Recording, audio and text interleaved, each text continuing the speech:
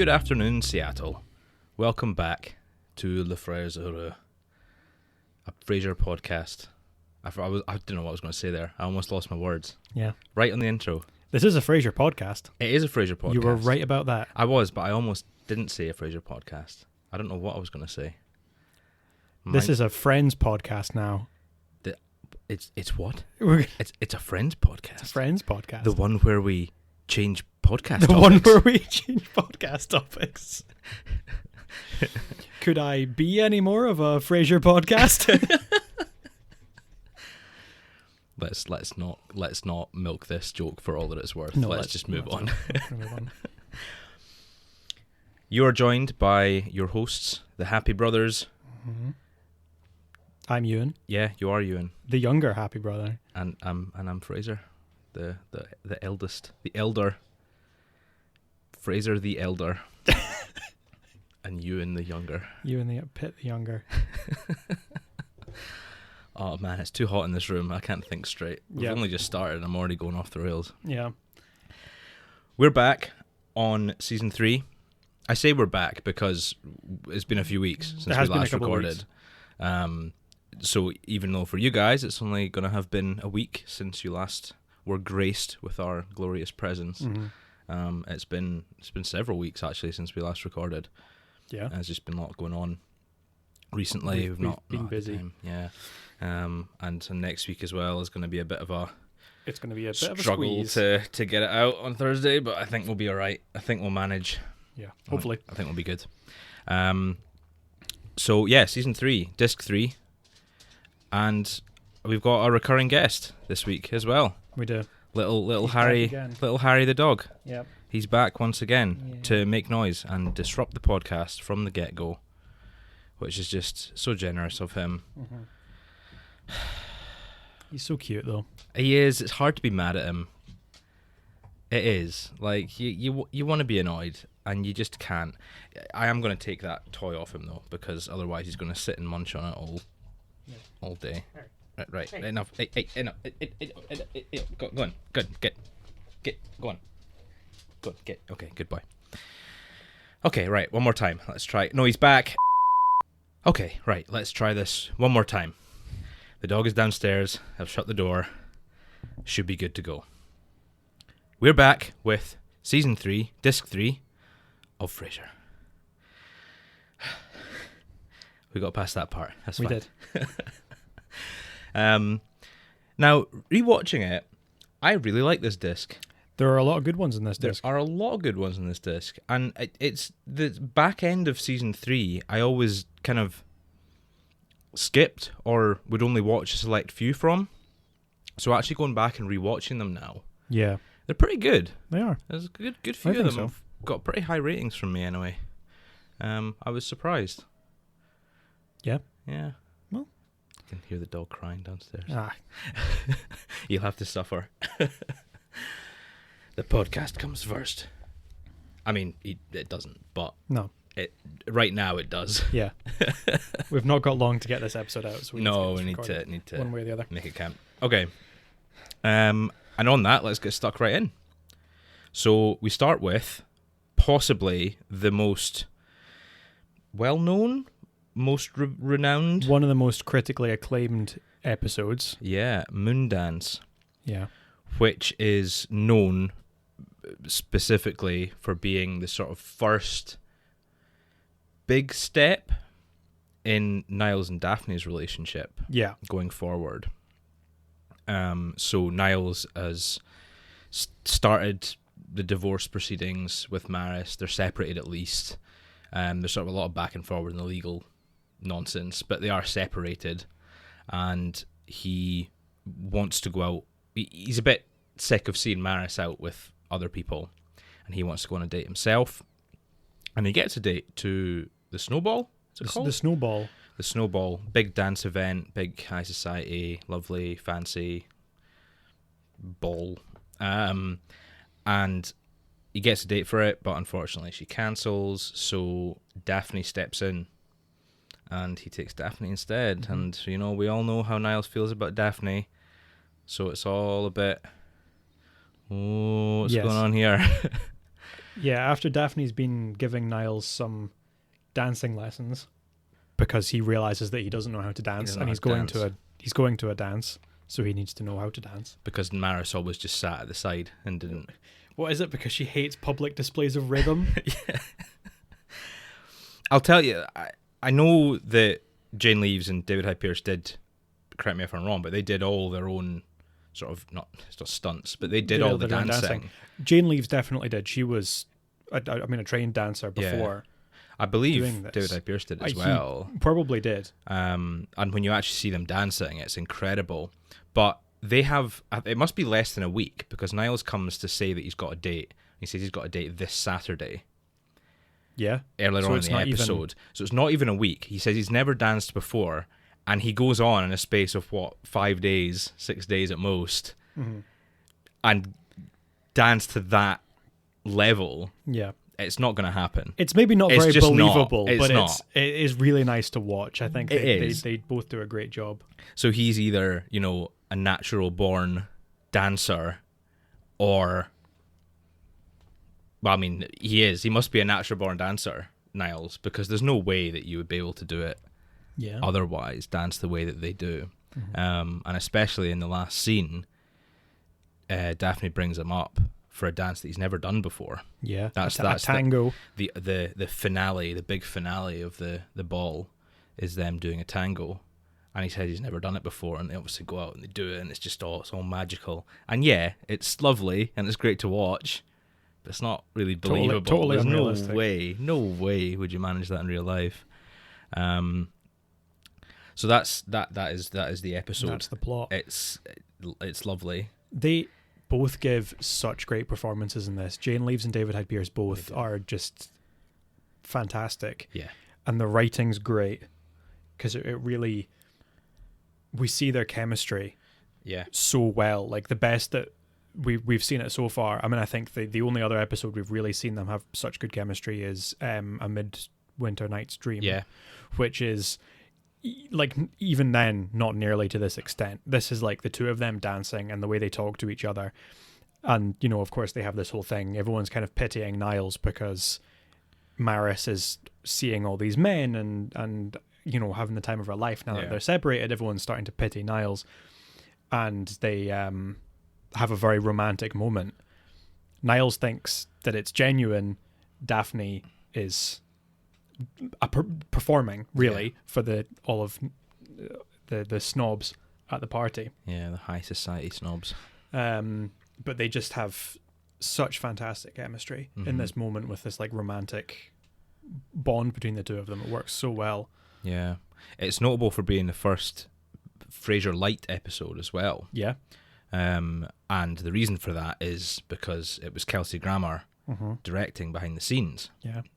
It's I think the first. It's the first. Yeah. The first episode that he directed. He does directorial. Yeah. He does do a few throughout the series. I saw a statistic today while I was doing a bit of research for this episode. He is the second most common director of episodes. Really? Later on across the whole show. Oh wow. I mean, he doesn't do one until season 3, a decent way into the show. But yeah, he second only to one of the showrunners. Wow, like David, I didn't know that. Casey, maybe? I can't remember who it is. That's David Lloyd. I'm seeing that David Lloyd directed one of them down there, so I think it must have been him. Yeah. Oh no, he wrote one of them. I can't remember.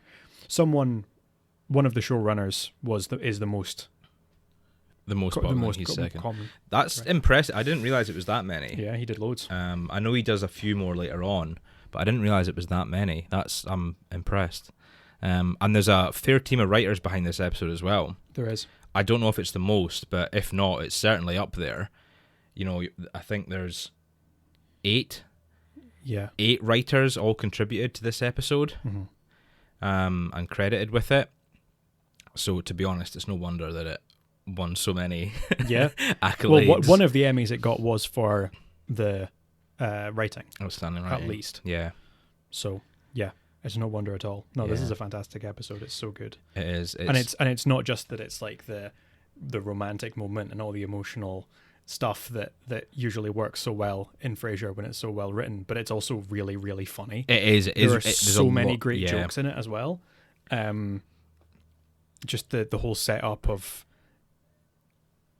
Daphne giving Niles all the dance lessons and all of these little jokes between the two of them. Niles being so completely in love with her sets up all of these stupid jokes, and Martin kind of watching from the sidelines and making these little quips about Niles and how he so obviously fancies. I love when they first do the dance lessons and Niles sort of says, "Oh, I don't know how to dance, blah, blah, blah." And Martin says, "Well, you know, dancing's easy. It's just moving your feet. You know, if you can skip rope or throw a ball and he kind of trails off when he realizes that Niles can't do any of those things. And the face that David Hyde Pierce gives as well is just of such like tiresome.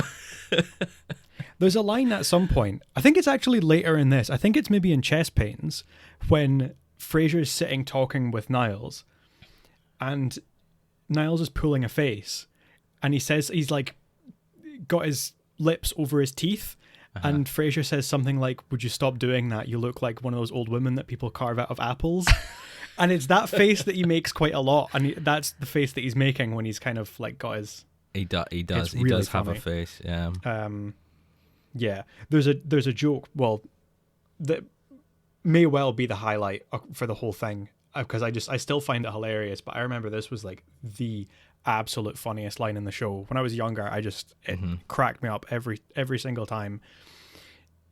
Martin starts warning Niles and saying like, "You're getting involved with Daphne like this, going on a date with her when you're still separated from your wife, doing these dancing lessons, it's going to be romantic. You're going to say something you're going to regret. In this romantic situation, it's going to spill out of you how you feel about her, and you're going to make a tit of yourself, and it's just going to be embarrassing. It's going to be messy, and don't do it." And he has this whole story about something similar happened to him. I think he says before he met their mother. Well, no, interestingly, he says when they were separated. Oh, I suppose, which might have been after... Which, yeah, I was going to ask. Do you think that's after the affair? We'll go. I suppose it might have been. Finish your thing. Then yeah. We'll go to so anyway, he has this story about how a woman that he fancied in similar situation, very romantic, and it all came out, and it was awkward and weird between them. And he's trying to convince him, like, you're playing with fire, but what he says is, "You're sticking your fork in the toaster here." Yeah. And Niles says, "Well, my muffin's stuck." Yeah. And it's so funny. I don't know why that line cracks me up so much every time, but it's just the most hilarious. It's delivered so well, and it's such a good like response to that sort of idiom, I suppose. Yeah, it's really it's excellent. But no, so what do you think? Because I always wondered this. Martin does say when we were separated, but that could also mean after she had passed. No, well, I suppose. That must have been very recently, if it was after, because I think... Was it? Did she not pass before he got shot? Yeah, but not long. It could only have been a couple of years. It could have been in that period. 3 or 4 years. I don't know. I think if your wife died, you wouldn't refer to them as being separated. Maybe. But there's not really any... In the episode before, when we learn about Hester having cheated on him. Beloved infidel. Yeah, they don't say she had an affair and we were separated. Yeah, they just kind of say they worked through it. Frasier and Niles didn't even know about it. Yeah. So, no, you're right. It doesn't really make sense that they would have been separated. Yeah. Then. I don't know. Maybe it's just a little plot hole. Maybe it was another time. Maybe it was before Frasier and Niles were born. I don't know. Very possibly. But no, there's a couple of interesting little bits of lore dotted about. And yeah, you're right. It does. It lends this really, really great level and balance of heart and humor. That it's difficult to get right. And there's a few episodes that do well in it. This being one of them. But this one does do it better than most. I would say it's really just lovely to see.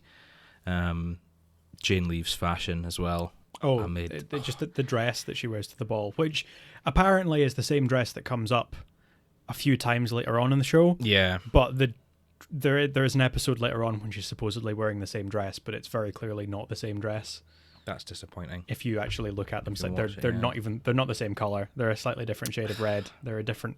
Disappointing. Anyway, Disappointing. that's always bothered me. But yeah, they both look so good when they're all dressed up. David Hyde Pierce can really rock a tuxedo. He can. He looks great in a tuxedo. Very much can. I mean, he's always well dressed, but in like the proper black tie, he does look really good.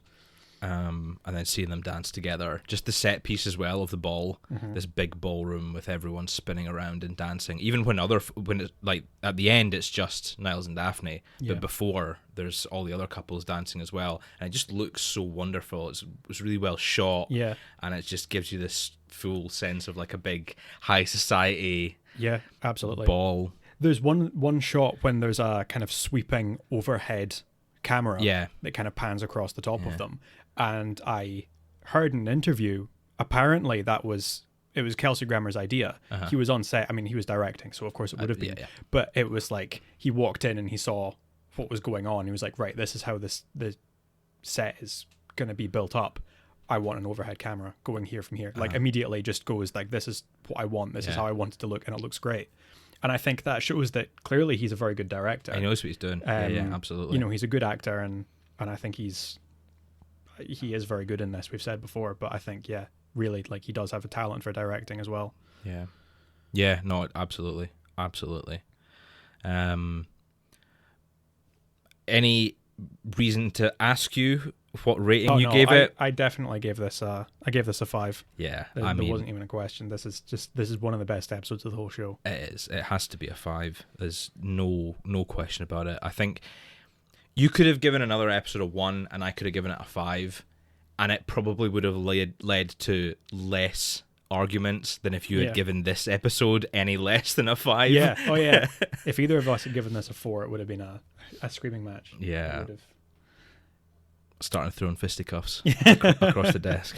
Yeah. It's phenomenal, and honestly, you need to go and just rewatch it again by yourself. Stop listening to the podcast. Take a break. Go and watch Take a 20-minute break. Go and just watch it again, and just watch all of the direction, the snappy little quips from the writers, the performance by everyone.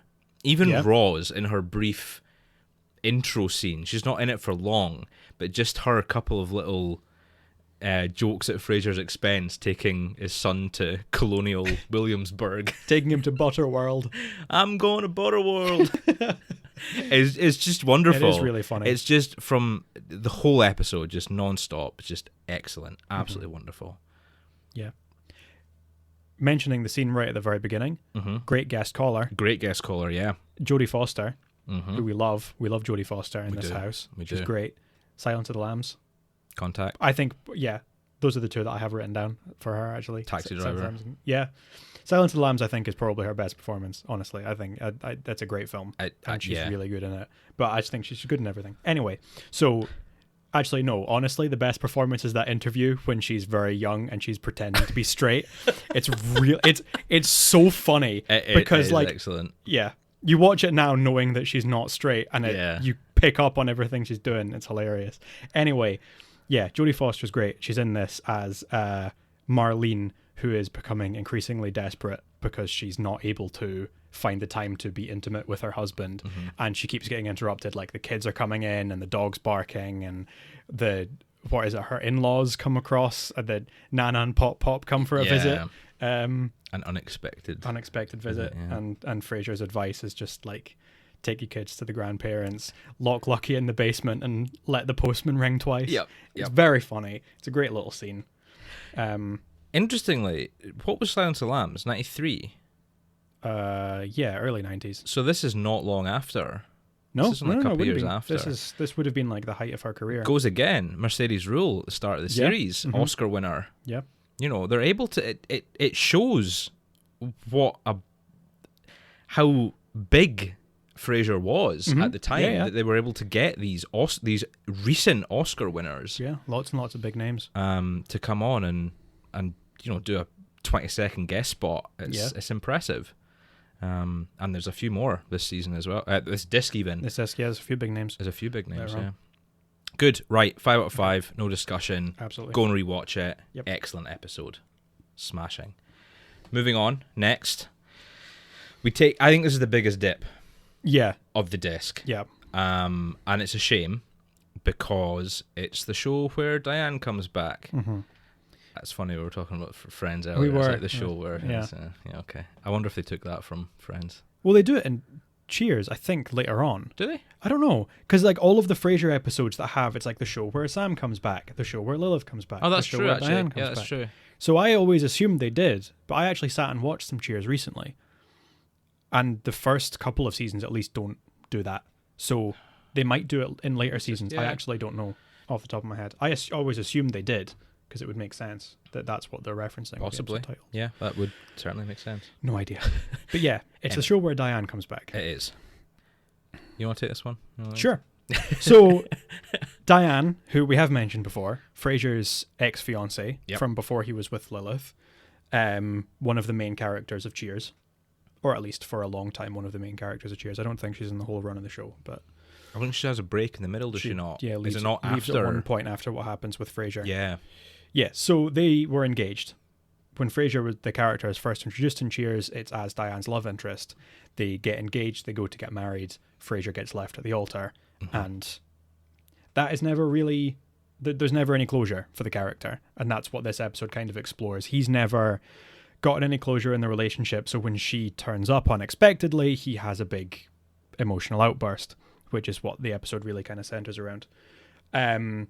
All of these unresolved feelings that he still has for Diane come to a head because he gets emotionally invested. He helps her stage a play that she's written, which is getting put on in Seattle. And he decides to help out with it, but then gets sucked back into this relationship because he has all this unresolved whatever. All these feelings. All these feelings. Unresolved feelings. Yeah. Yeah, I'm not big on this episode. It's... yeah. It's all It's right. a shame, I think, because obviously Shelley Long comes back as Diane and does a great job. I think Shelley Long's a great actress. She is. Absolutely is. It's a shame that the character of Diane is the worst.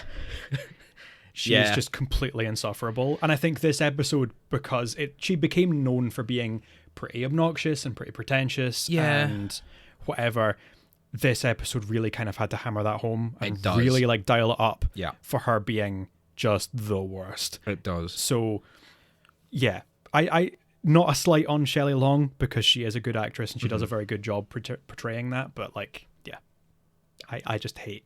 I hate that. I know what you mean. Yeah, it's the whole.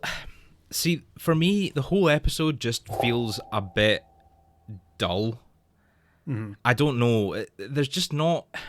I feel like if you're bringing back a character from Cheers, a character like Lilith, like Sam, like Diane, you want it to be a nice big episode.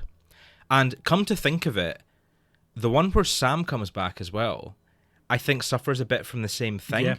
Yeah. It just doesn't have that sort of oomph of a character coming back. The first episode with Lilith, I think, does. Yeah, there's a lot of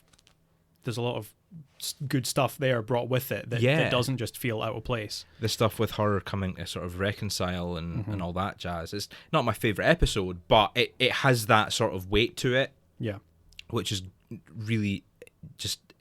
It justifies the characters coming back. And later on as well, there's another character that comes back in season 6. I think does quite well. Yeah. I think it's a good episode. I think it's a really enjoyable episode. I think that's probably the best of all of the kind of one-off Cheers characters coming back episodes. There is one in, I think it's in season 11 or season 10? Very late. Very late on. Very late. Where there's actually a number of the characters. We don't see a lot of any one of them, but we see a few of them all But even together. That episode, it feels very like they're sidelined. And I know it is Frasier. It's Frasier's show now. Yeah. And he's the main character, and they're from his past life in Boston. Yeah. But I feel like if you're going to bring the characters back and you're going to do something with them, do something interesting with them. Yeah. Don't just have them be a sidelined cameo. That's why I love the fact that Lilith is a recurring character as well.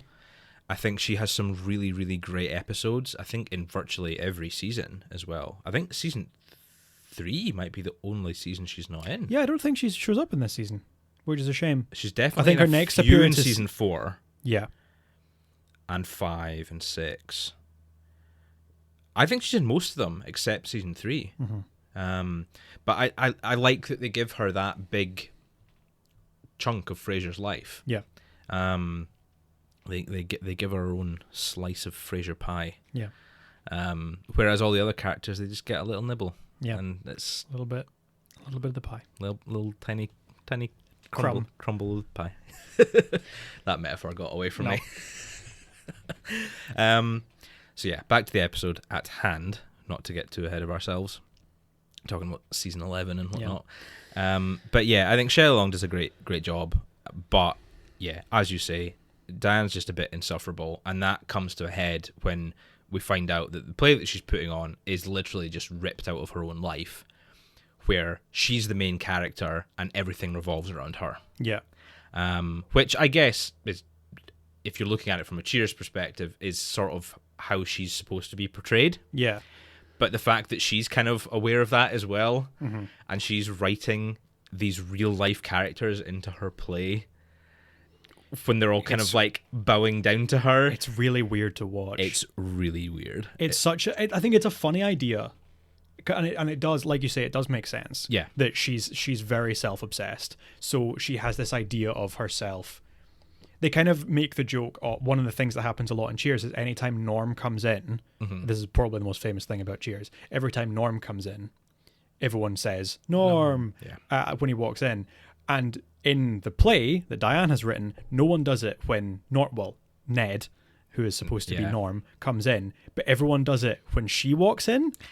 I never noticed that, yeah. And it's like, she has this idea that everyone is so excited to see her and everyone loves her and everything's great. But then if you actually watch an episode of Cheers, everyone just makes fun of her. Everyone's just like, oh God, it's Diane again. She's the worst. She never shuts up. Yeah. She turns the TV off when we're trying to watch hockey to put on the opera. Like, she's just terrible. And she has this completely overinflated ego and this idea of herself. Yeah. And you really see it there. And so in a way I like that, but also it's so weird watching the play. I don't really enjoy watching it. I don't know how you could be so tone deaf as well. To put Frasier's life in and to write him accepting a non-apology for leaving him at the altar is so like... There's no words for it. It is. How tone deaf do you have to be? It's like weird self-insert fan fiction. It's wild. But like about her own life. Yeah. Yeah. Nuts. And justifiably, Frasier is very angry at this. Of course. So he lets her have it. Although he does kind of go back on his words a little bit and kind of say, you don't need to apologise, I was just angry, blah, blah, blah. I'm like, nah, she does need to apologise. Absolutely. And you should be angry. Yeah. But they kind of leave it there, and they leave it a wee bit open-ended. Shelley Long, Diane does come back. She does come back, but not actually in person. No. So as far as we know, this is the last time that Frasier and Diane actually see each other again. She comes back. Similar to her first appearance, she comes back in a later appearance as like a dream, sort of a dream sequence. Yeah. Like for her like final cameo in the show. Yeah. But yeah, so what do you think then? What would you rank this? I give it a 2. Yeah. I give it a 2 out of 5 because it's not good. Yeah. But it's also not awful. It's got Shelley Long. Yeah. It's got some fun sequences of Frasier kind of squirming when he tries to make her jealous and she doesn't respond to it. Yeah. Which is funny, and there's a good back and forth and everything. John Carroll Lynch plays Frasier in Diane's play. Yeah. He has been in many things. Who's that? Who's that? What should I know him from? You're the guest man. Oh, I'm sorry. You're the guest man. What's this about? Oh, no. Who's that? John Carroll Lynch. He's in everything. He's in everything. He always plays a sort of villainous character. He has that look about him. He does. I can picture him in my head, but I just can't think of what else he's actually been in. So, off the top of my head, he's been in The Walking Dead, he's been in Zodiac, he's been in probably every sitcom in a guest spot for the last, 15 years, he's played someone. He was... You're going back through He was IMDb. in The Founder. He played McDonald. He did, yeah, he did. In The Founder. He did. There you go. He's had a few big roles like that. Yeah. There's not really an awful lot. I'm looking at his IMDb now. There's not an awful lot there that I'm like, oh, I've seen this. This is what I know him from. But Well, that's shocking. Sort yourself out. I know it's terrible. I love John Carlin. I think he's great. He's a good actor. I think he would... It's funny that he plays like the fake Frasier, because we had the discussion a few weeks back about who would play the next regeneration of Frasier. Oh, yeah. I don't think he would play a good Frasier, but I think he would play a great multiverse evil Frasier. Oh, yeah? I think he would play a great evil counterpart. He's the sixth Frasier. When the regeneration goes wrong and he's Yeah. a bit off. Yeah. That's thing great. But the episode gets a little bit of an extra point for having Mr. Carlin. See, you mentioned the scene when Frasier's kind of trying to make Diane jealous, and they have that. She comes over for dinner, and he has like his awards. He has like the CB on the mantelpiece, and like, oh, I'm going to brag about the profiteroles that were made by this exclusive pastry chef. And Diane kind of makes a bit of a tit of herself, because she shows up and she's like, oh, it's so nice to see you, Martin. How are you doing? You look great. What's been going on? And it's like, well, my wife died. I got shot in the hip, and I kept falling over in the shower, so I had to move in with my son. And like, she keeps kind of trying to be nice, but completely sticking her foot in her mouth. Mm-hmm. She says something about Niles had just started dating this completely weird woman. Yep. Oh, I hope he didn't wind up getting married and living happily ever after, a week after they've separated. Yeah. And of course she's talking about Maris. I think that scene's really, really funny. That whole dinner party, and she kind of, it's a chance for her to show her weird style of comedy with like the kind of facial tic and the being very over emotional and everything. Yeah. And I think it's very funny and it's very well done. That scene's good, and that gets it a 2 cups for me. Okay. But everything else I'm not big on. I don't really get the idea of Frasier kind of falling back in love with her, and then immediately going back on that and being angry, and then immediately going back on that and claiming he's fine but not in love with her. He's not angry, but he doesn't feel any way about it at all. See, I think that was what contributed to me sort of saying it was quite a dull episode. It feels like there's huge chunks of it missing out. Like, we have the scene at the start where Diane comes to dinner and she's doing her play and Frasier offers to help. And then we have a scene like a couple of weeks later, like immediately, we have a couple of weeks later where Frasier meets with Niles, and he gives his opinion on it. His silent opinion on it, which is a great scene. That is funny. Niles just stays perfectly quiet. And then we have another scene back at the apartment where another couple of weeks has jumped, and Diane is putting the play, or it's dress rehearsal that night. And it just feels like there's huge chunks of it missing. We don't really get much of the development between Frasier and Diane. It's kind of like, oh, he's not in love with her, and then all of a sudden he is in love with her. And then by the end of the episode, he just, as you say, just completely gone back on that. Yeah. They try to do a lot in the 20 minutes, and it doesn't work. Yeah. Maybe if it had been spread across 2 episodes. To be honest, even maybe more. Maybe if they had done a little sort of subplot a little arc, season finale, 3 episodes thing might have worked better. Yeah, just fleshed out a bit. Yeah, I think there's definitely potential, but I really don't think it goes through. It doesn't land. So yeah, 2 for both of us, I think. Oh well, what a shame. That's fine, because there's no other 2s from me for the rest of the disc. Oh, there's 1 for me. Oh, there was a face. There's 2 for me. Oh no, I'm afraid that's not the only 2 for me. Right. Well, let's move on and find out which one it is. Definitely not the next episode. The next episode is very good. A Word to the Wise Guy. Very, very funny. Yeah, A Word to the Wise Guy. I really love this. I don't know what it is about it that I love. Actually, I do, because I'm going to tell you. But I've always loved this episode so much. For some reason, that I'm going to have to explain it. I'm always gonna love this episode. It's like the guest stars, the writing, everything about it. I just think it's hilarious. There's so many good little bits. It's such a great setup for the episode as well. Yeah. Like, you've got this. It's like just far-fetched enough, the plot, that it works really, really well. Mm-hmm. But it's still believable, I guess, to an extent. I'd say it's believable. I think kind of hijinks that they could get into. Along the lines of some of the other, I'm trying to think other episodes like The Candidate, which is kind of weird and out there. Yeah. These slightly more ridiculous plots that it just, every so often we get one that's just a bit wacky.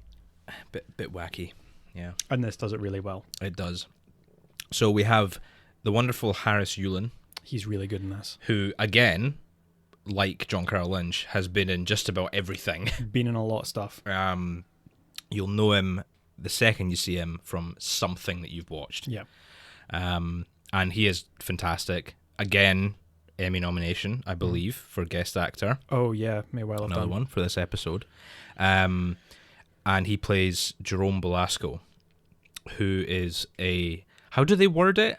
A fixer? They don't... Yeah, they beat around the bush. They're very careful not to use any specific words, because like they might not have gotten away with it if they called him a mob boss, which is what he is. Oh yeah, 100%. He's a legitimate businessman. Yeah. Working down at the wharf. Oh yeah, his business address is a wharf. It's he's so funny. So Maris has been arrested. Yes. The episode begins with Niles showing up distraught because Maris has been arrested. Mm-hmm. She was driving down the street, got distracted by a sale in a shoe shop, ran up onto the curb, and got caught by the police. Yeah. They found out that she had a bunch of unpaid parking tickets, so they arrested her. Yep. Niles tries to get Martin to pull some strings, and he says, I'm not doing it. I hope she's okay, but I believe that the law should be the same for everybody. Quite right. Yep, absolutely, right. Completely honorable. Is it in this disc when he talks about having a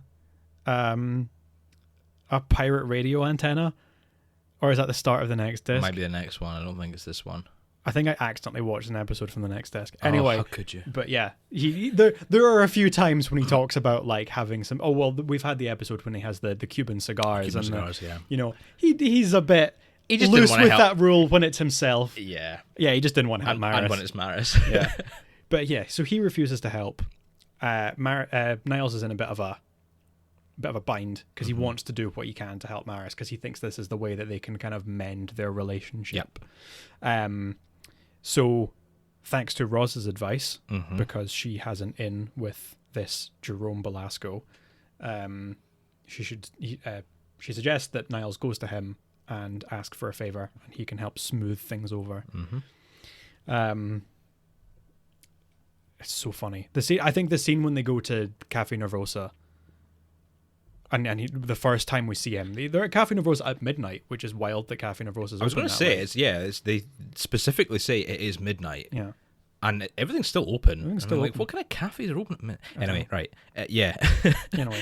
The whole Frasier and Niles being so out of their depth. Yeah. Niles in particular. He's so funny. Is wonderful. He's just so awkward and doesn't know, and he kind of, I don't know if it's implied that he doesn't believe that he is like a mob boss. Or if it's just he doesn't care and he just kind of feels a bit awkward about it anyway. Yeah. It just leads to some wonderful shenanigans. Yeah. I love it. And Frasier is, at the start anyway, the voice of reason. And sort of almost throughout, he does kind of waver a little bit when he has to get involved. He does try and keep Niles right and say, no, don't do this. This is a silly idea. Yeah, it's not and to be fair, it was a really stupid idea. It was. Absolutely. But they do. They get Maris's pardon, and in return, Jerome asks for a favour from Frasier. Because you always get asked for a favour in return. This for that. And it's to get his wonderful wife, Brandie, the traditional spelling.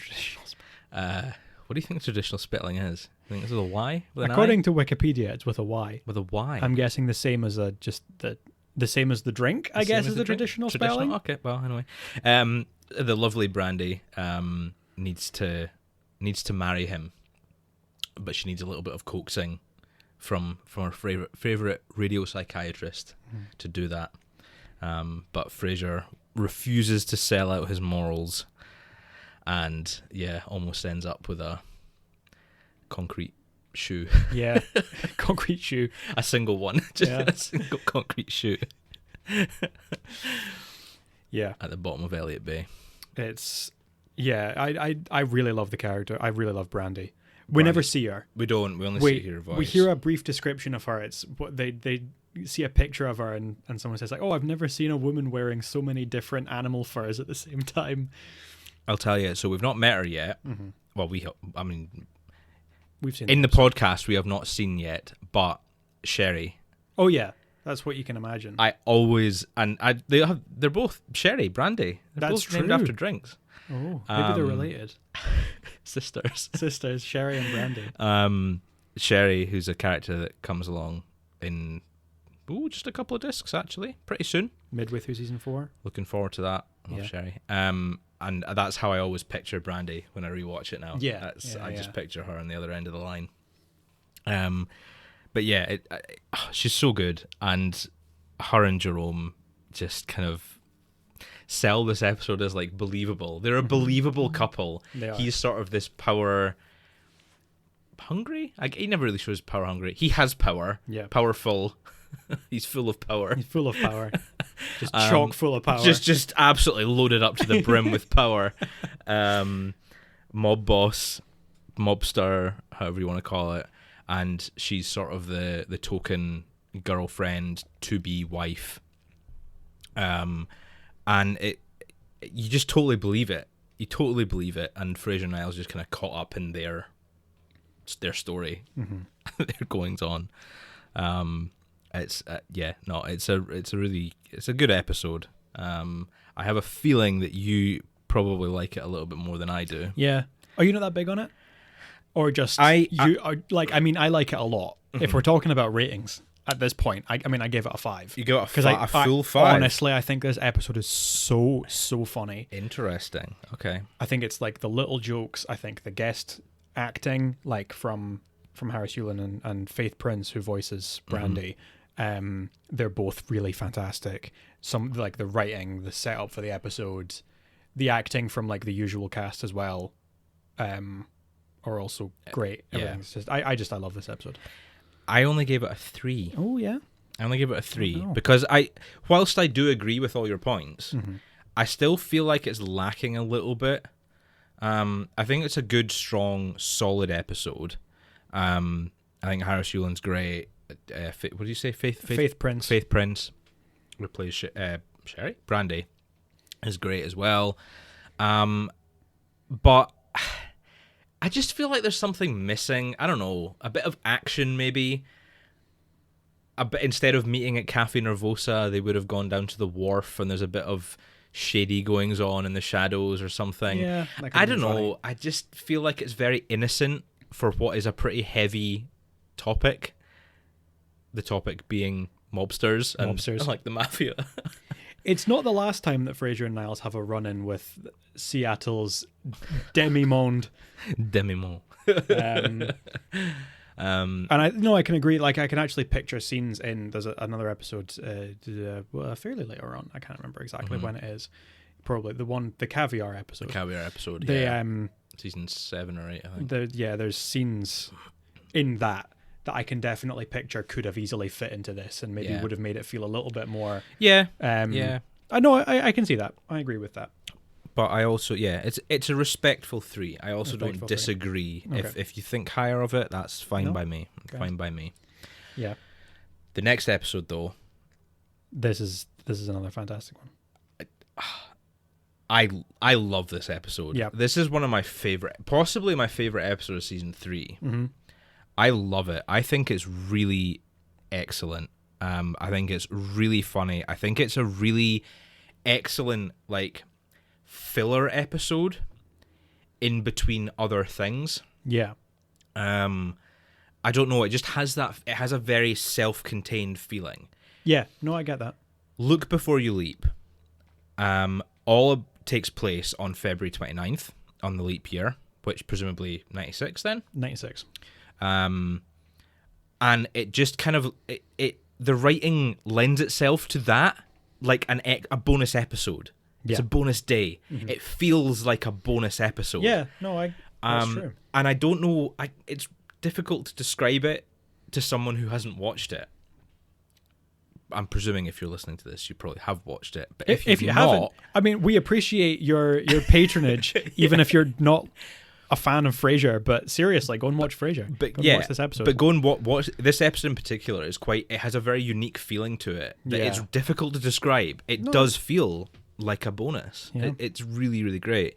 And Frasier says that the opening speech is him. He's gone out for a walk. He's up bright and early. It's a lovely sunny day, and he's sort of treating this day as a gift, as a bonus gift of the year. Yeah. Oops, excuse me.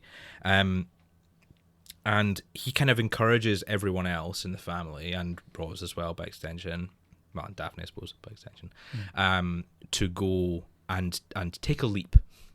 As Martin says, that's what I was about to say to you. Yeah. But they've all got things that they want to do, but haven't or can't or whatever, various things. And Frasier encourages them and says, well, do it. It's a leap year. Do something different. Make a change. Martin is going to go and fly out to his army reunion, police reunion. It's a friend. I think he says it's an army buddy. It's a birthday. No, it's a birthday of someone he was with. Of course it is. Yeah, birthday of an army friend because it's his 16th. It's his 16th birthday. Because he was born on the 29th. So he's actually 64. I can do the math. Yeah. Thank you. Daphne's getting a haircut, or she's been complaining about not getting a haircut. So yeah. Niles is. He's a bit of a horny boy in this episode. Yeah. He's so funny. I'm sorry. He's great in this. He's probably the best thing about this episode. Good. Maris has invited him for a night of romance, shall we say? Of amore. A night of amore.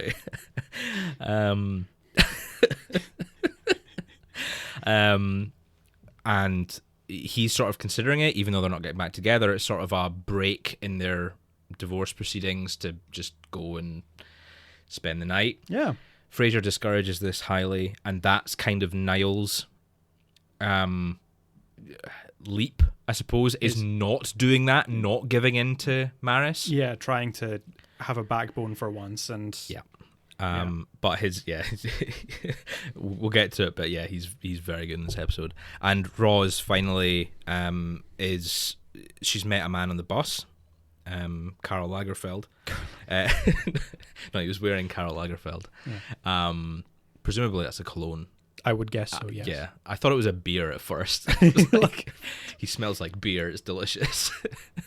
And Frasier encourages her to get on the air and ask for him. They got separated on the bus or whatever. Mm-hmm. And that's the first one to go wrong. Yeah. Lovely Gary Lagerfeld, shows up after Roz makes a very heartened speech on air to try and find him.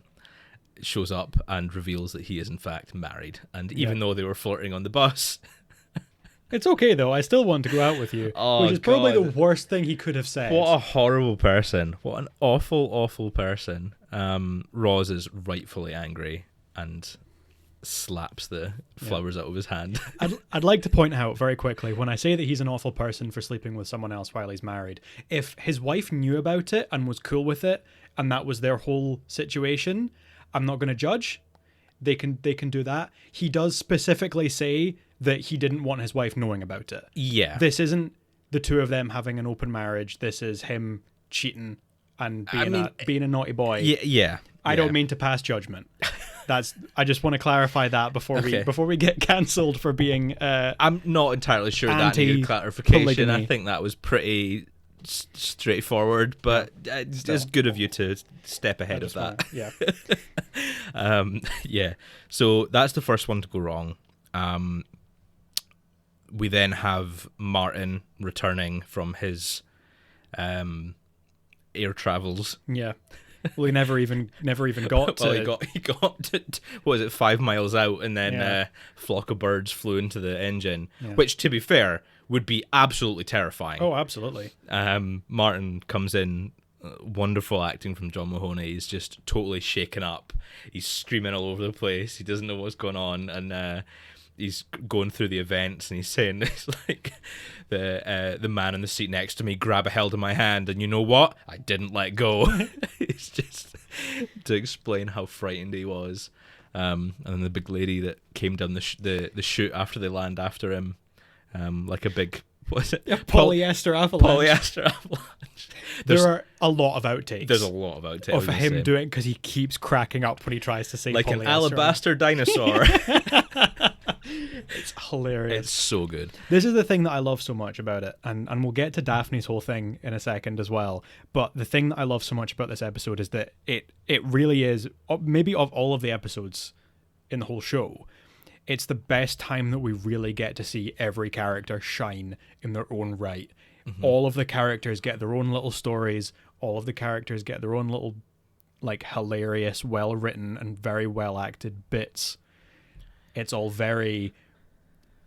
It's not subtle acting, but it's all very well done. Yeah. You know, like, it's all big and loud and very funny. It's really funny you said that, because that was specifically one of the reasons that I gave it the score that I did, was because, yes, all the characters get to shine. Mm-hmm.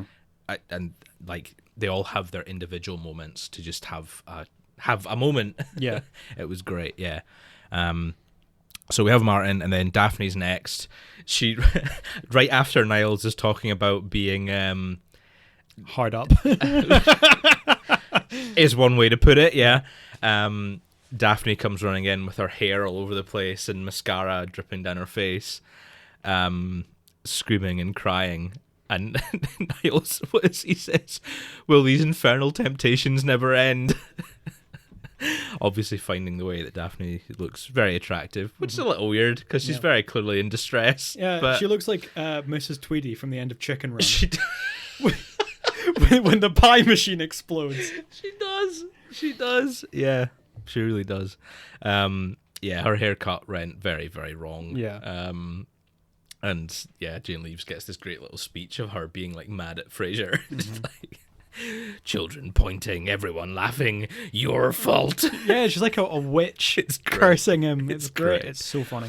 And at that point, Niles... Oh, we didn't say what Frasier is doing. Oh, yeah. So Frasier, every year, they do the PBS Pledge Drive, which, if you're in the UK like us, probably haven't seen many pledge drives on TV. But what they do is they... for public channels, for public broadcasting channels like PBS, they do like a fundraiser on air, and they get people to phone in and pledge money and then pay money and whatever, and you get different entertainers and blah blah blah blah blah blah blah. So Frasier's one of the entertainers this year, and I think it says that he has done it the last few years. I think he said he's done it the past couple of years, yeah. And he normally sings Buttons and Bows. It's a song. I don't know where it's from. It's from the movie Paleface. Okay. I'll take your word for it. It was Bob Hope. All right, okay. But this year he's decided to sing an aria from Verdi's Rigoletto. You know which one Rigoletto is now? I do know which one Rigoletto is good. now, yeah. Call back. I know. But, so yeah, and Niles was helping him practice. But at that point, when Daphne runs in, Niles decides, nah, he's out. He's given up on his promise to try and not go to Maris, and he goes back to her. Mm-hmm. And he has this great little scene where he leaves, where he chugs the champagne and then throws it dramatically into the fireplace. Throws the champagne flute into the fireplace, and it has the little, as if you throw anything alcoholic on TV into a fire, it explodes. Fizz. Niles gotta have it. And storms out the room. Oh. It's excellent, absolutely excellent. And yeah, finally, we know where it's going. We know everyone else has failed. Everyone else has their leap has turned into a small bound into a gap of hopelessness. Pit of despair. Yeah. Okay. Yours was better. Oh, I'm sorry. No, it's fine. Should just let you have it. And so Frasier knows what's coming, and so he panics. He decides not to sing the aria, and instead go back to Buttons and Bows. But oh no, he's forgotten the words. And he gets his final comeuppance for encouraging everyone else to do all these things. It's all gone wrong. He can't escape it. It's like Final Destination. Yeah. He's seen it happen. he can't escape it now. It catches up with him in the end, no matter how many times he tries to avoid it. And yeah, he sings a very embarrassing version of Buns.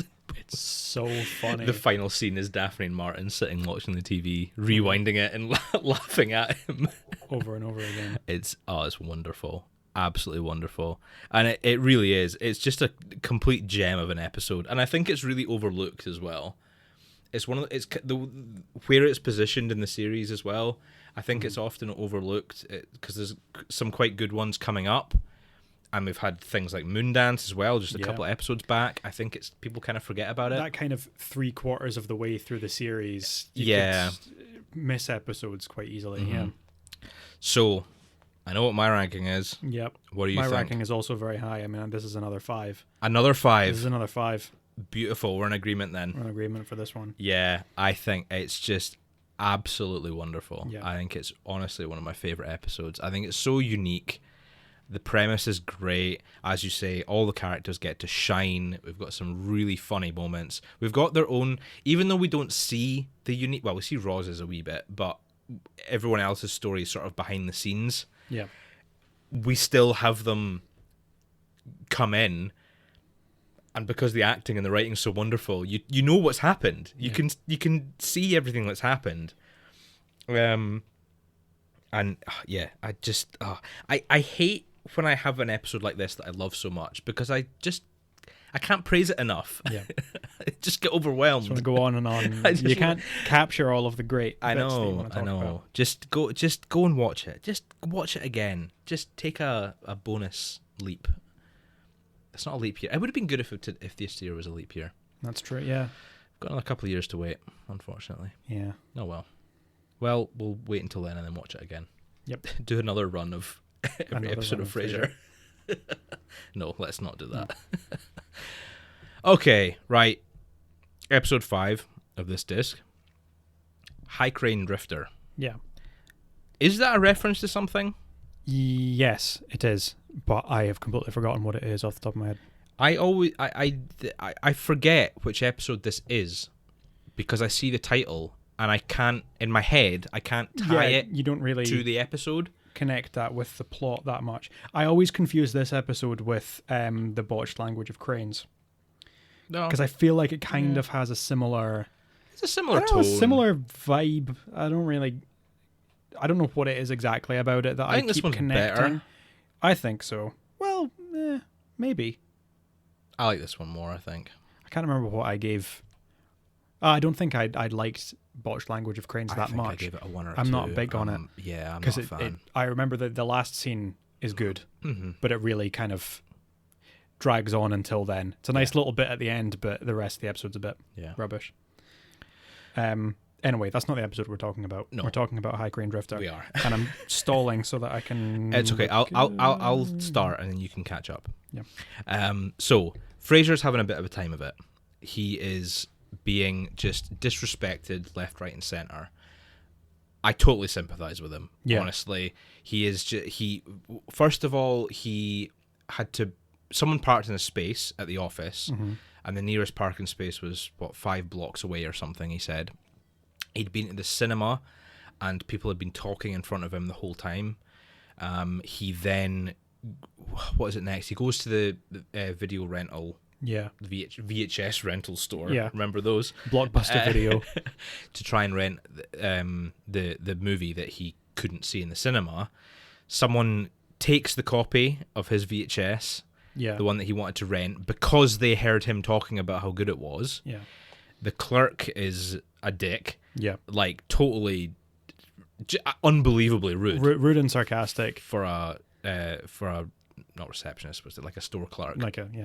And his upstairs neighbour is playing loud rock music. His name Freddie Chainsaw. Freddie Chainsaw. Of the Newport Chainsaws. I love that line. It is really funny. And the breaking moment is when Frasier goes to his haven of Cafe Nervosa, can't find a table, graciously waits until a couple who have recently got their check gets up to leave, and someone steals their space. And honestly, I don't know if I disagree with his actions. No.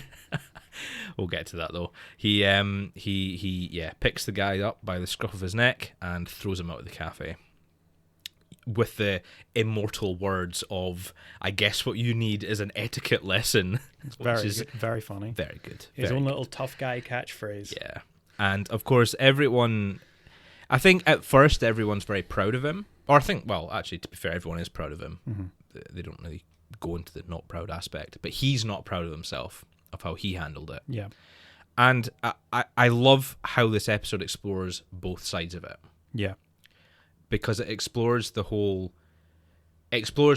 being disrespected and being at the end of his tether. And it kind of justifies what he did. And then it goes in to the other side of things where he starts getting phone calls in his show saying, "Oh yeah, you're the man, Frasier. You stood up to these guys. Guess what I did? I stood up to someone and I threw their leaf blower against a wall. Mm-hmm. I sent scorpions to someone in the mail." Yeah. And he kind of realizes, okay, maybe this wasn't the best way to handle it. Mm-hmm. I should have done it more respectfully. I should have spoken to the guy and blah, blah, blah, blah, blah. Yeah. And I love how it kind of shows that, because he comes into the office that day. He's very proud of himself. Everyone's cheering him on. Yeah. And it's kind of like, yes, initially that would be right. Yeah. That would be how you feel probably. Oh, I've shown this guy what's what. And then you get all these imitators. You get the guy who you assaulted coming back to sue you. Yeah. Yeah. Thankfully, Niles is there to throw himself over a table and prompt a countersuit. In a great little bit of physical comedy. It's excellent. So I started thinking about this again. Mm-hmm. We've actually gotten, this is a real fluke. We've gotten really, really lucky here. Because normally we record our episodes quite far in advance. Yeah.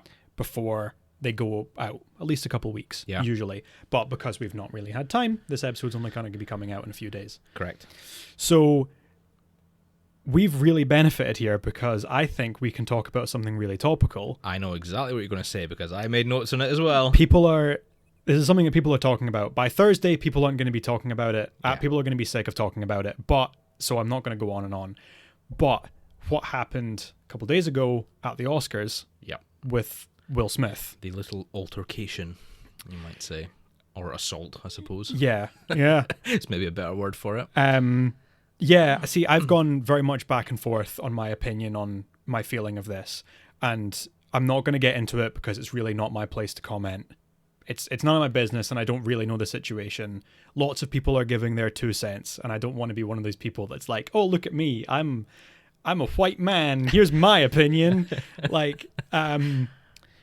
But I think it's kind of relevant to this in that the issue with what happened, I think, is his position in society and the fact that what happened was very, very public. Mm-hmm.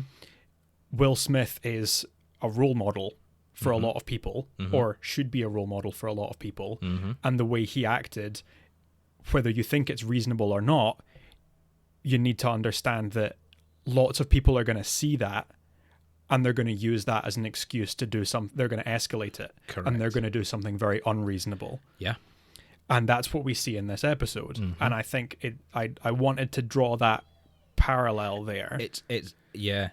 As you say, we're in a very beneficial position recording this today because we normally wouldn't have been able to talk about it. It would have been before. Mm-hmm. But yeah, I think it is absolutely. I think it's an excellent parallel. Yeah. And yeah, without getting too much into it or voicing our white people opinions on the situation, I think it is just very dangerous to see that from someone in such a position of power and influence. And you know, in the world of in the Frasier universe, I don't know where he stands. I don't know how he is regarded. Yeah. But you can imagine it's high enough that people are phoning into a show to say how much they love what he did and how much they're taking inspiration from him. Mm-hmm. I mean, this wasn't like what Frasier does. It wasn't televised. I mean, it was for us as the audience, fictionally speaking, but it wasn't like he did it he did anything during his show, or it's not like it was on the news and anyone filmed it. It was the 90s, so no one had camera phones. Yeah. So the fact that it was still in the newspaper and everyone knew that it happened, it must have been big. Yeah. Yeah. But you compare that to the Oscars that's televised around the entire world. Yeah. You know, to see something like that was incredible. Pretty wild. Like I woke up and I didn't stay up for it. I don't know if you did. I didn't bother. But I woke up in the morning with like 3 breaking news alerts from the BBC, all talking about the same thing. And I was like, oh my God, what has happened? And I think there's no, the situation is going to fizzle out and no one needs to hear another opinion on it. Yeah. But you're right. It does draw interesting parallels to this. And what? Sorry, I can only apologize to anyone who's like listening to this episode in the future, because in like 2 months, if someone comes back and listens to this, they're like, what happened at the Oscars? And they're gonna have to Google it because everyone's forgotten. No one's gonna remember this. Oh, nah, they'll remember that. It's like maybe not in 2 months. It's like in a couple of years. No, because it'll be like the La La Land. That's true. What was the film called? Oh, that's really bad. Moonlight. I was like, Moondance? Like, no, that's this one. That's Frasier. That controversy, or the Ellen DeGeneres selfie. Oh yeah, that's true. You remember these stuff things. like that. They're a meme. They're there to stay. The fact that it's quite so televised, it is probably going to stick around. Yeah, all around the world as well. They're there to stay. Let's stop talking about this now. We will move on. But yes, you're absolutely right in terms of drawing the parallels. And the sort of, I like that they bring the consequences to it. They do wave it off in a bit of a jokey way with Niles sort of he prompts we don't even get a name from him, do we? Just the guy. The guy that Frasier assaults. Niles, after he hands over the papers, the legal papers. Yeah. Serving papers. He serves him. I serves guess. him. Yeah. Niles kind of provokes him a little bit, and then when he does, he gives him a little shove, and it is visibly just a little shove. Niles totally overreacts and prompts a countersuit, which I think everyone probably just backs off after that. Yeah. But it does at least show that there are consequences to it. You know, even Frasier being so shocked that the guy's come up saying, "I'm suing you." It shows that you need to think about it, and violence isn't the answer. No. In that second, maybe you feel like it is, but it's not ever really. Maybe some exceptions to the rule. I don't like using definitives quite like that, but you know what I mean. In situations like this, it's not the answer. It just escalates it, makes it worse for them, for you. You know, just be kind. Just be nice to people. Yep. Just even the other stuff in the episode. Just be polite. Yeah. Don't take people's parking spaces. Just be respectful. Have some empathy for your common man. You heard it here first, folks. Be nice to each other or we're going to come and kick your ass. Violence isn't always the answer. It's a question. And the answer is yes. I love that quote. Okay. So so stupid. It's so stupid. Guest calls. Very many. We've had a lot of guest calls in this one, and this is something that I mentioned the first episode of this season in She's the Boss, when there's something. Well, I suppose what I said at the time was when it's episodes that are very like radio show focused, when it's lots about Frasier's job, there tends to be a lot of guest calls in one episode, and they tend to bring out a lot of very famous people. This isn't so much a KACL episode, but still, there are lots of guest calls in one, so they tend to bring out some quite famous names. So there are actually 2 calls outside of... There's a little montage of people calling in and saying, this is what I did because I was inspired by you being violent. And there are a couple of calls that happen outside of that.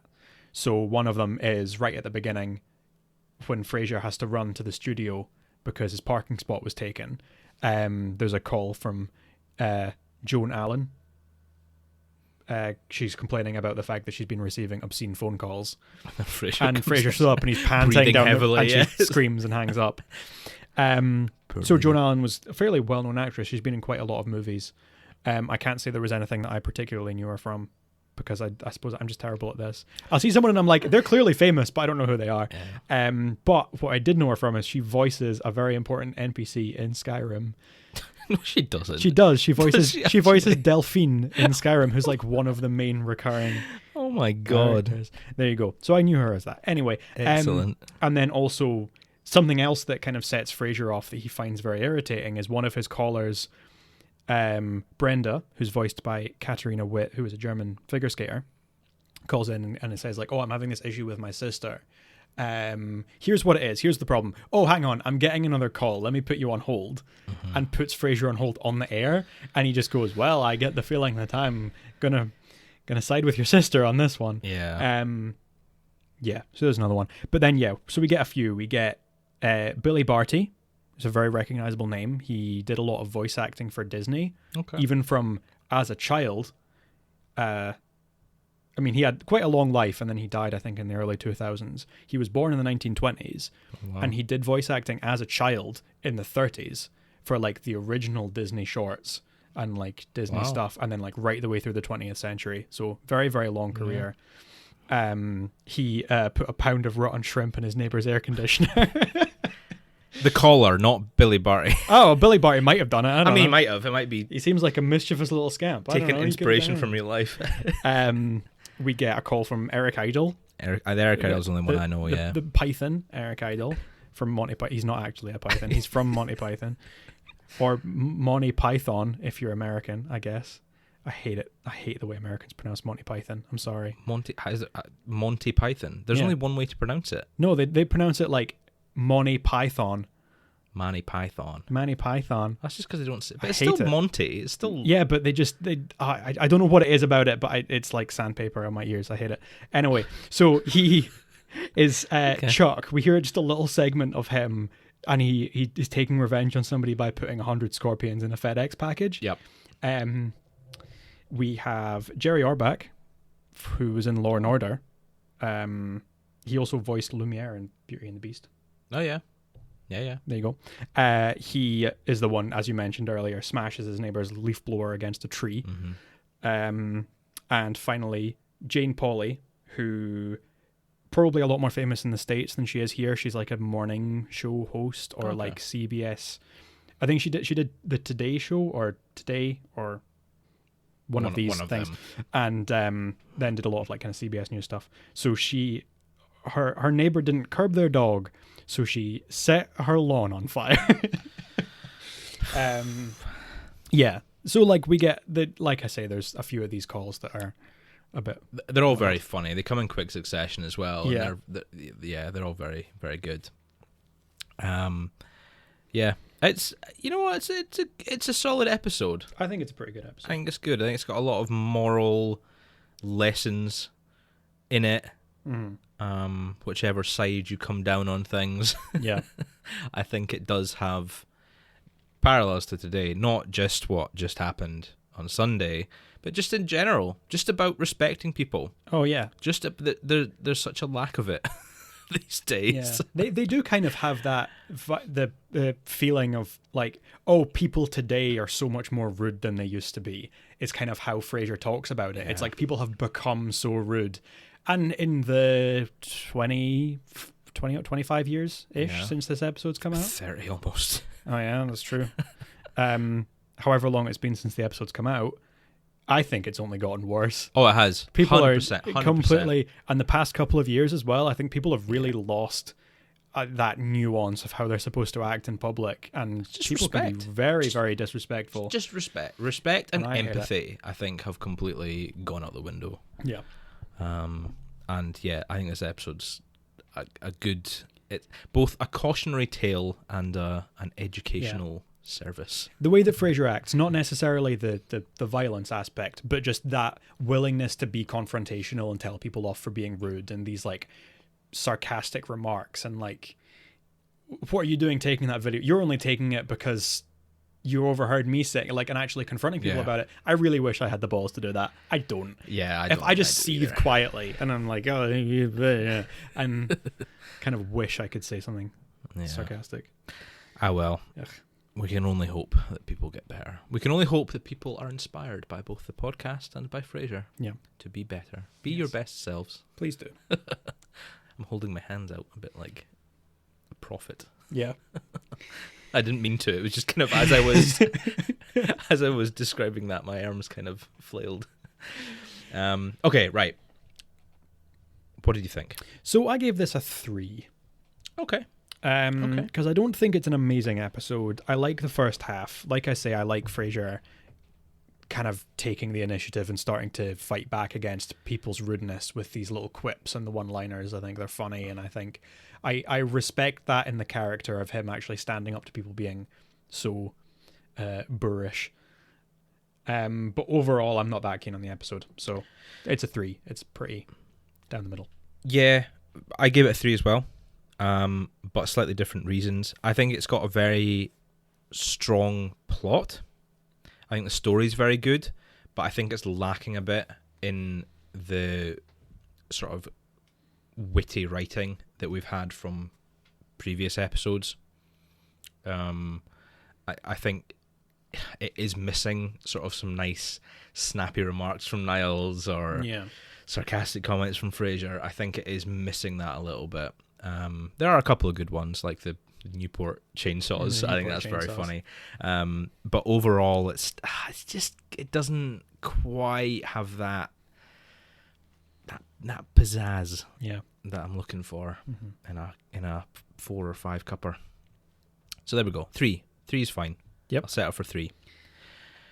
Final episode on the disc. We have chest pains, not chest. Chess. Yeah. Like the board game. Yep. As a matter of fact, I do. You have chest pains or you have chest pains? No, I like the board game. Oh, right, okay. I thought you were saying you had chest pains. No. Like, oh. Thankfully not. That's not good.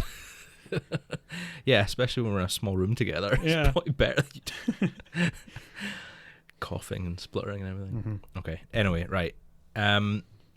So, as you can probably guess, episode revolves around chess. Frasier has bought a brand new chess set from France. He is eager to show it off and play, and no one will play with him except for Martin, who is turns out to be quite the chess wizard. Yeah. He absolutely trounces Frasier in the first game, and then in 3, 4 subsequent games, keeps beating him, absolutely annihilates him, and each time Frasier's getting more and more frustrated because he can't figure out why, and this all kind of comes back to God, I don't think I could pinpoint a single episode because it happens so often, but the idea that Frasier is much smarter than Martin, and well, than other people in general, I suppose, but in particular Martin, he sees Martin as this blue collar, ex-cop, not very intelligent. He's this upper class doctor with his multiple degrees from England and Harvard and wherever, and just sees himself as better than other people, and he gets rightfully taken down a size. Which I love seeing, as always. It's so good watching him just getting, like, you can see it's like a meter, like in a cartoon, when you see like the red face like just slowly like build up and steam comes out the ears. It's excellent. And Martin's just winding him up every step of the way. He knows what he's doing. Totally winds him up.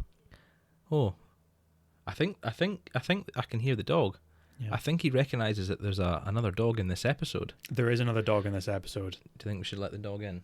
No, I'm not gonna let him in because we're so close to the end and he'll just make a noise. So in amongst all this chess madness, I'll just go on to the dog now. I just want to talk about the dog. Yeah. Niles decides he needs some companionship, so goes to the pet shop pound somewhere, I guess. And he brings home a lovely little greyhound. I presume a greyhound. A whippet. A whippet. Which is it a which, whippet? which is a kind of greyhound. It's sort of a smaller greyhound, isn't it? Yeah. It's a lovely little thing. But it's skin and bones. Mm-hmm. It's got a very lean figure, very distinctive look to it. Yeah. Clearly incredibly haughty. Doesn't listen to Niles. Yep. You can probably, even if you haven't seen the episode, if you're familiar with the show, you can probably tell where this is going, even from our description. And yeah, there are no explicit comments. And I don't think it's not even this season. It's a later season until someone finally says that the dog is the spitting image of Maris. Yeah. Which is so funny. It's so good. It's so well written that you've built up this character that we've never seen. Mm-hmm. And yet, as the audience, we still know that this dog looks like her. It's insane. All it takes is the one look. You can hear the audience laughing. It's insane. As soon as he walks in with the dog. It's so well done. One thing I did find a little bit sad, though, was that the dog's tail's tucked between its legs the whole time it's on screen. Yeah. So it's very not happy. It's clearly not comfortable. It clearly does not like being there, which I felt really sorry for it. Yeah. Poor thing. And they just bully it. They keep saying how ugly it is, and I'm like, no, it's a cute little thing. Cute little dog. But yeah, it is very good, and that's the kind of subplot that goes on. Niles looking after his new best pal. Oh God, poor thing. Yes, and we finish off. It's a very straightforward episode. To be fair, there's not much to it. We finish off with Frasier setting off the fire alarm to encourage Martin to get out of bed and come and play a final game of chess, which he bets $5,000 even against him for it. And Martin purposefully. What do you think? I think it's not impossible that Martin loses on purpose. Loses on purpose, yeah. Maybe it is a freak accident. Who knows? Maybe. But either way, if he did win unintentionally, even if it was an accident. I mean, he even says himself, like Frasier says, "Did you let me win?" And he says, "No, you bet me $5,000. You said if I won, you would give me $5,000. I'm not going to pass that up. Yeah, to massage your ego. It's not impossible, but that dog is so loud. He is. Finish your thought. Finish your thought. I'm inclined to believe that he lost on purpose, but I still don't think it was a fair loss, because they start winding each other up. It reaches the point Frasier starts actively trying to throw him off his game. He's like provoking him, absolutely, by making comments about the cemetery called. They're digging a sewer next to your plot, and they start making. Does he not start making comments about Hester, about his mother? Am I imagining that? Oh, I can't remember. He kind of starts talking about not necessarily sensitive stuff, but he's antagonizing him to the point where Martin then makes a mistake, which Frasier exploits and wins. Yeah. And I don't think that's a fair. It's not. Victory Absolutely at all. not. Absolutely not.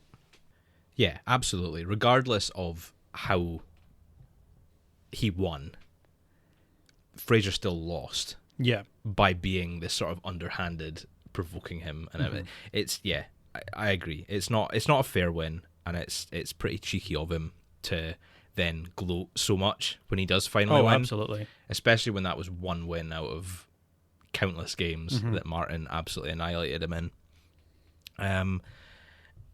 But it's still a good episode. It feels like a very short episode. There's a lot of short scenes.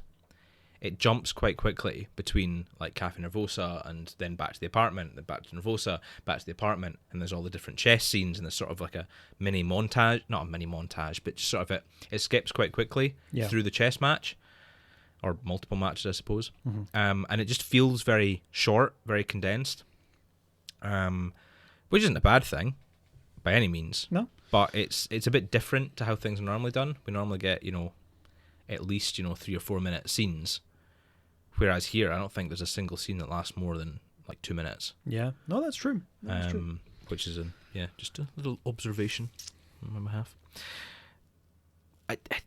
there's not much to it. There's not much to it. There's at all, not much to it at all. There's the little stuff with Roz going to meet Naj, the hairstylist, which Frasier makes a pretty insulting remark about.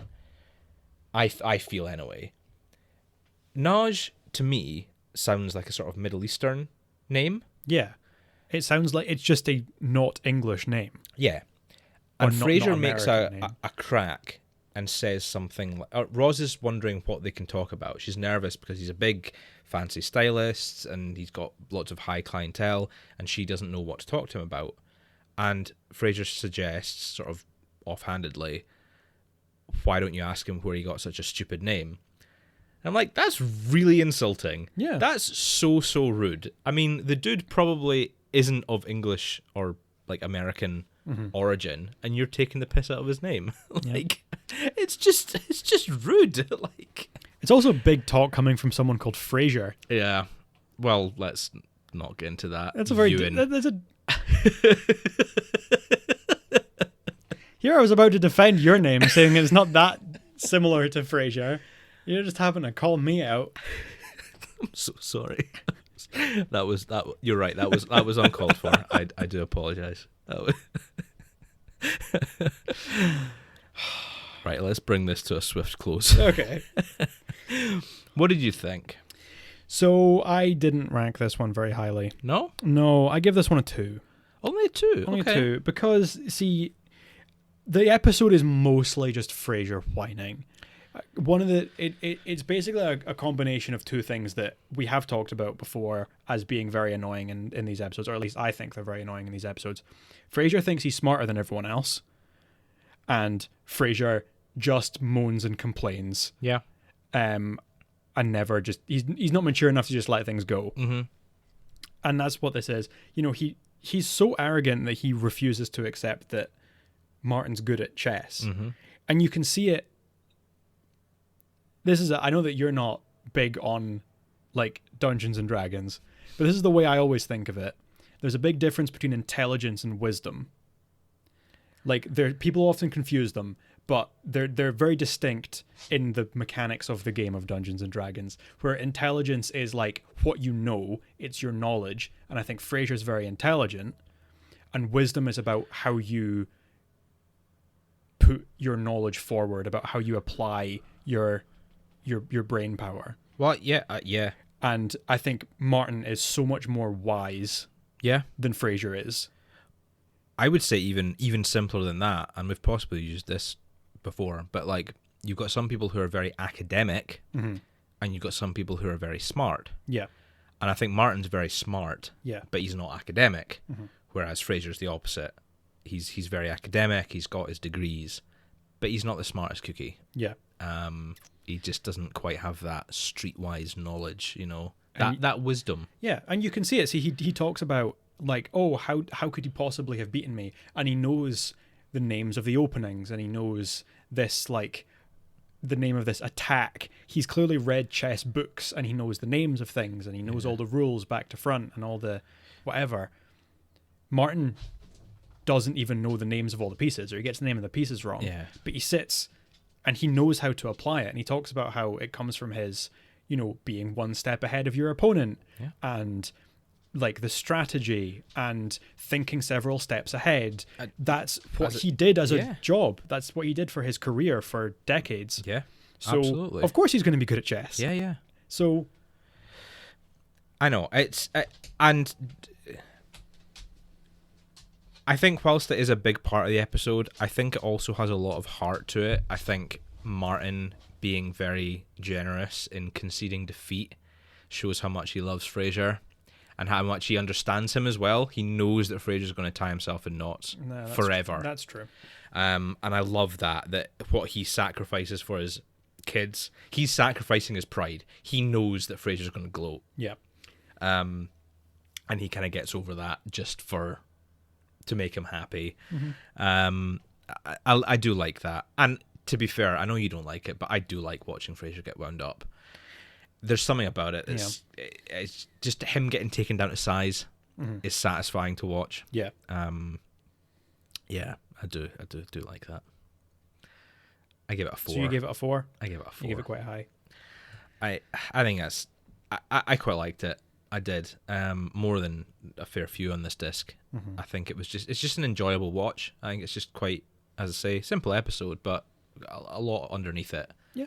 And quite entertaining. And it's not missing anything either. It kind of... Yeah. It does what it says it's going to do. Mm-hmm. I don't know if that makes sense in the context of a TV episode. But, like, it's about Frasier getting beaten at chess by Martin. And that is what the episode is all about. And that's... It has a clear start, middle, and end. And it just does it really nicely. Yeah. I am not a professional TV critic. No. Well, hey, we're getting better. Yeah. We're getting better at criticizing this properly. But I do, yeah, no. Yeah. It is good. It's a good episode. Right, enough. I've said good too many times in a row. We've got one episode left. One episode left? No, we've got 6 episodes left. Oh, yeah. We've got one disc left. One disc left. Of season 3. And then we're into the really, the meaty stuff. The good meat of the Frasier lasagna. Yeah. Season 3 is the pasta. Season 2 was the cheese layer. Yeah. No, this doesn't make any sense. I'm trying to think of it as layered because it's kind of going like really good, not as good, really good again. Season 1's the nice cheese. Season 2's no, it's not the lasagna. No, we're losing it. It's more We've come to an amazing conclusion here, and that is that Frasier is not a lasagna. It's not a lasagna. We can't. Bloody hell! Right, before this goes completely, we're kind of teetering, but before it goes completely off the rails, any highlights on this disc? I think the highlight for me is probably going to be... Actually, you know what my highlight is, because it's something I didn't mention. I'm going to have to give it to something that I didn't mention. Okay. Which is a line in A Word to the Wise Guy. Mm-hmm. So, as we talked about in the episode, the whole setup is that Frasier and Niles have to try and convince Brandy to marry Jerome in order to pay him back for this favor. And that doesn't really pan out, so then they decide, well, the best way to do it, or the only way that she's going to agree to marry him, is if they can get her a job. Mm-hmm. So we need to get her a job somewhere good, and then Niles has to hire her as a secretary or a receptionist or an assistant or whatever term it is that he would use. So she answers his phone. They call.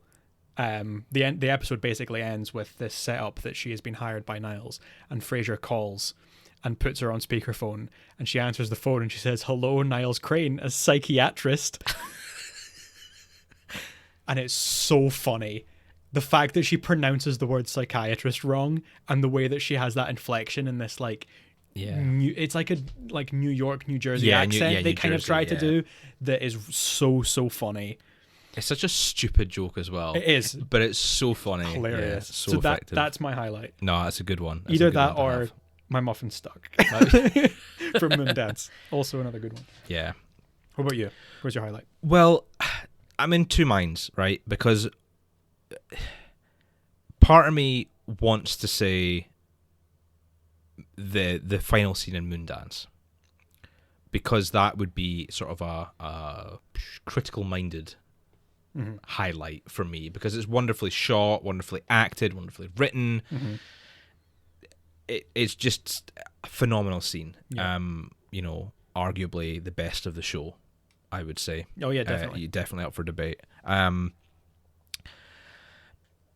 But I also love when Niles throws the champagne glass in the fireplace and screams, "Niles gotta have it."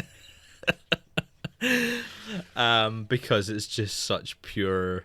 It is. It's such an energy. It's such a Niles energy. David Hyde Pierce eccentricity. It's so good. So tell you what, I'm gonna just say both. I'm just gonna say you can go for a double barrel highlight. You can have one of each. You can have my silly little Niles scene, and you can have a proper heartfelt Niles scene. We did well. We did well today. with the dog running around. He was a little bit more excitable than usual. I'm probably going to need to cut quite a bit of this episode out. Maybe. There were a lot of whimpers and barks that you did not hear, dear listeners. Yeah. We're going to need to get a little compilation together at some point. I don't know if we've still got all the... Well, just the dog. Just the bits that we've had to cut out with the dog. Yeah. I mean, I keep all the raw footage, so I can... Well, it's not... Is it footage? Do you call it footage? I guess you call it footage. The raw recording. Raw recording. Yeah, I can compile the best of Harry. Okay, well, off the back of High Crane Drifter, I'm going to add an extra little goodbye this week and just tell everyone to be kind, be respectful to each other, have a speck of empathy in your day. If you think about getting annoyed or getting violent, just take a breath, take a step back, and just chill. It's all good. Stick on your favourite podcast. Relax. All is fine. And with that, I will say, have a great day, have good mental health, and thanks for listening.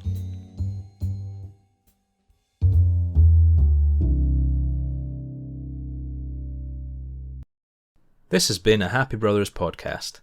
Make sure to follow us on Twitter and Instagram at HappyBrosPod.